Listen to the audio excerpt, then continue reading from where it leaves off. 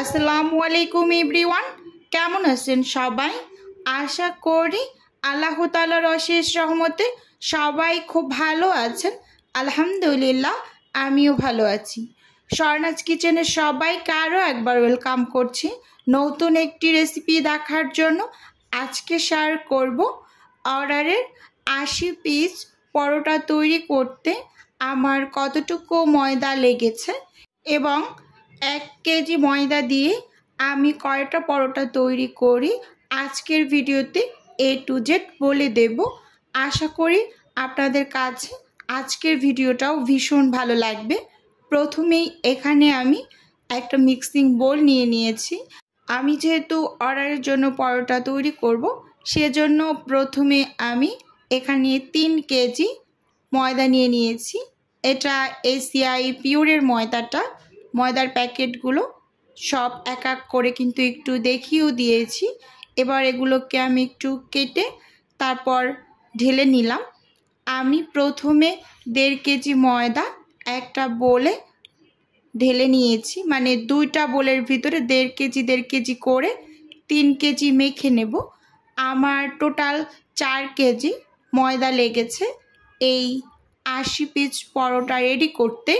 এই 80 পিস পরোটার অর্ডার কিন্তু আমার 2টা আপুর ছিল। এক আপুর ছিল 50 পিসের এবং আরেকটা আপুর ছিল হচ্ছে 30 পিসের।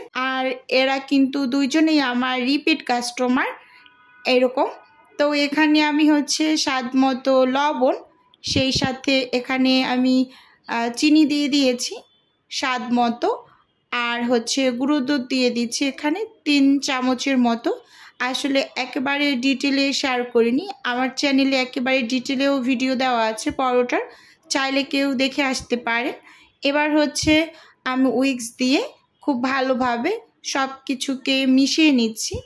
অবশ্যই উইক্স দিয়ে কাজটা করে নেবেন আপনারা, না হয় একটু শুকনো হাতেও করে নিতে পারেন। আমি উইক্স দিয়েই করে নিচ্ছি, আমার কাছে যেহেতু উইক্সটা ছিল। এবার হচ্ছে আমি এখানে ময়দাগুলোকে ময়াম করার জন্য পরিমাণ মতো তেল নিয়ে নিয়েছি। এখানে 250 ml তো কাপ, যেহেতু মেজারমেন্ট বড়টা, আমি 250 ml থেকে অল্প কিছুটা পরিমাণ হচ্ছে কম তেল দিয়ে এই ময়দাগুলোকে হচ্ছে খুব ভালোভাবে ময়াম করে নিচ্ছি। আর এই ময়াম করাটা কিন্তু অবশ্যই খুব ভালোভাবে করতে হবে, যেহেতু আমার 80 পিসের অর্ডার পরোটার, তাই কিন্তু আমি 3টা বলে কিন্তু এই ময়দাগুলোকে মানে করে নিয়েছি। কারণ হচ্ছে একসাথে যদি এতগুলো ময়দা মানে মেখে নিতে চাই তাহলে কিন্তু খুব ভালোভাবে মেখে নিতে পারবো না। তাই 3টা বলে আমি হচ্ছে ভাগ ভাগ করে ময়দাগুলোকে খুব সুন্দরভাবে মেখে নিয়েছি। আসলে প্রথমে আমি 2টা বলে 1.5 কেজি করে মেখে তারপর আগে সেইগুলোকে বানিয়ে নিয়েছি। পরে আবার অফিস কিনে 1 কেজি ময়দার ডো রেডি করে পরোটাগুলোকে বানিয়ে নিয়েছি। প্রথমে আমার 3 কেজিতে আমি হচ্ছে 67টা পরোটা তৈরি করেছি। পরে 1 কেজি দিয়ে আমি 19টা পরোটা তৈরি করে একেবারে 80 পিস কমপ্লিট করে নিয়েছি। 80 পিসের তো বেশি হয়েছে, আরগুলো আমাদের জন্য রেখে দিয়েছি। খুব সুন্দরভাবে কিন্তু এই ডোটাকে মেখে তারপর আমি উপরে কিছুটা পরিমাণ তেল লাগিয়ে এই ডোটাকে রেস্টে রেখে দেব।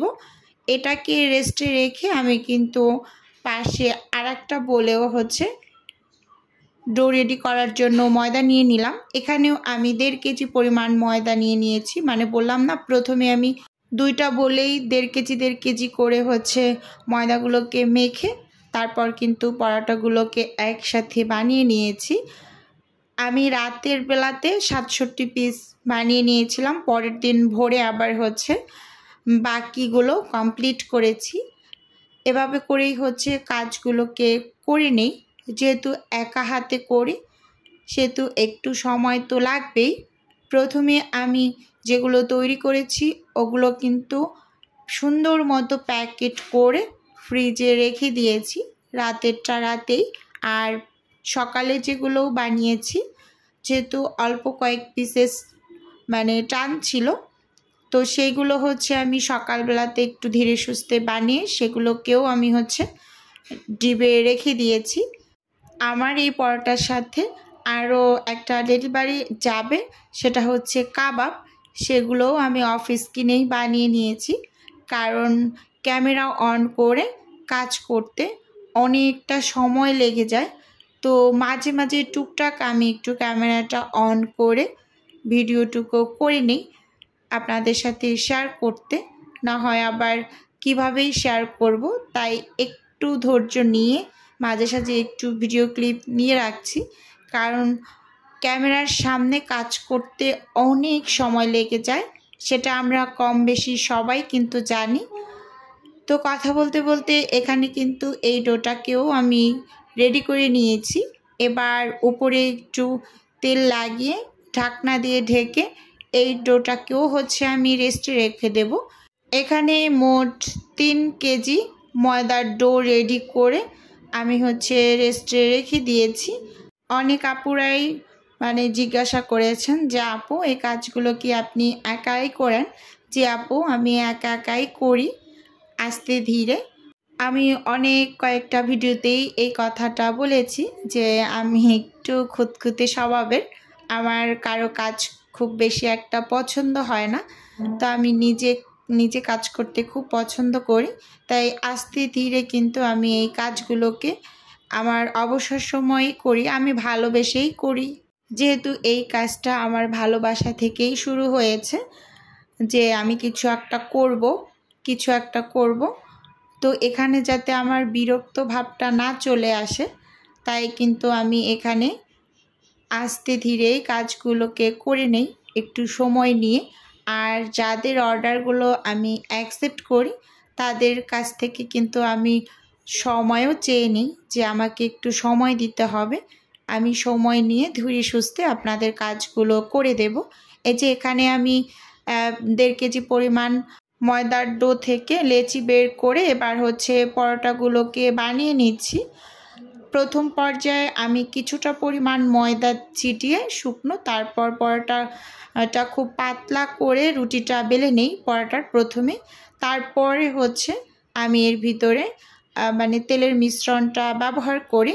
আমি কি মিশ্রণটা ব্যবহার করি পরোটার ভাজে সে নিয়ে কিন্তু আমার একটা ভিডিও দেওয়া আছে, চাইলে কেউ দেখে আসতে পারেন।